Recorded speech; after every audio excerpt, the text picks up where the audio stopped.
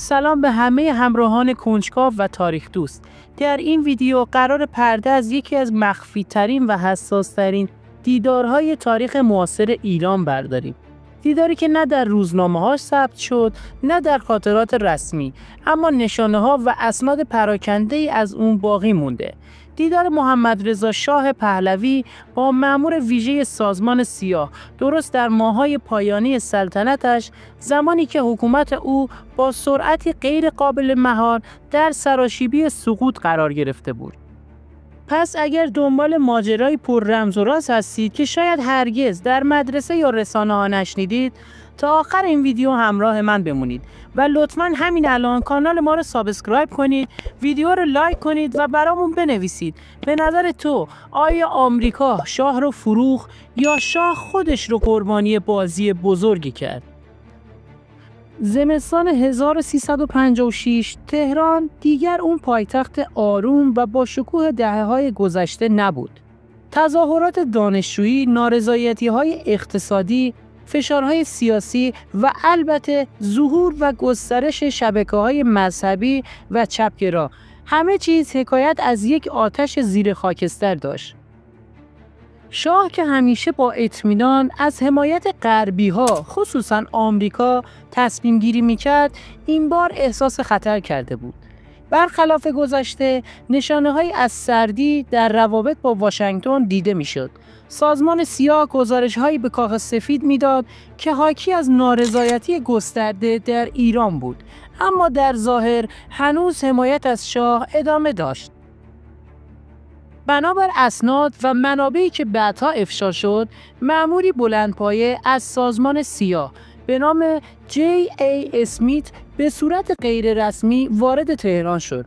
هدف این مأموریت ارزیابی آخرین وضعیت ایران، گفتگو با شاه و تهیه گزارش فوری برای شورای امنیت ملی آمریکا بود. اما چرا این مأموریت مخفیانه بود؟ چرا دیدار با شاه خارج از روال دیپلماتیک انجام شد؟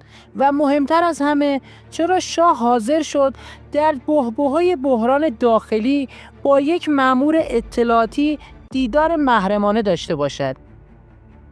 بر اساس گمانه‌زنی‌ها و شهادت چند مقام امنیتی بعد از انقلاب، این دیدار در یکی از ساختمان‌های فرعی کاخ سعدآباد یا شاید حتی ویلای اختصاصی نیاوران انجام شد. در این دیدار مأمور سیاه فهرستی از نگرانی‌های آمریکا رو مطرح می‌کنه. وضعیت رو به وخامت ارتش، نفوذ روس‌افزون نیروهای انقلابی، عدم کارایی ساواک در مهار بحران و شاه در پاسخ با لحنی نگران و البته خشمگین تاکید میکنه که اوضاع تحت کنترل ماست، اما به شرطی که آمریکا همچنان از او حمایت کامل داشته باشه.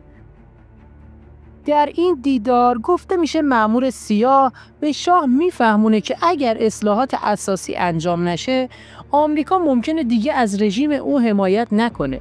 شاه که سالها تصور میکرد ستون فقرات سیاسی آمریکا در منطقه است، حالا برای اولین بار حس میکرد داره تنها میشه. آیا این دیدار یک هشدار دوستانه بود یا آغاز یک پایان؟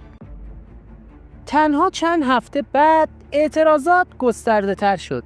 دولت بختیار روی کار اومد و شاه در بهت و ناباوری ایران را ترک کرد. آیا تصمیم شاه برای خروج از کشور تحت تأثیر همین دیدار و پیام محرمانه آمریکا بوده؟ آیا مأمور سیاه آخرین ضربه را به حکومت پهلوی وارد کرده؟ و یا همه چیز خیلی زودتر از اون در اتاقهای دربسته تصمیم گیری شده بود؟ دیدار محرمانه شاه با مأمور سیاه یکی از رازهای ناگفته تاریخ معاصر ماست. دیداری که شاید کلید رمزگشایی از سقوط پهلوی باشه. اگرچه اسناد رسمی کمی در دسترسه، اما تکه‌های پازل تاریخی ما رو به یک نتیجه تلخ میرسونن.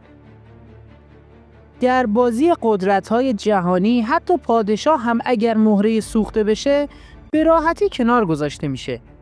اگر از این ویدیو خوشت اومد حتما لایک کن، نظرت رو برام بنویس و یادت نره کانال ما رو سابسکرایب کنی، چون قراره خیلی چیزها رو با هم فاش کنیم.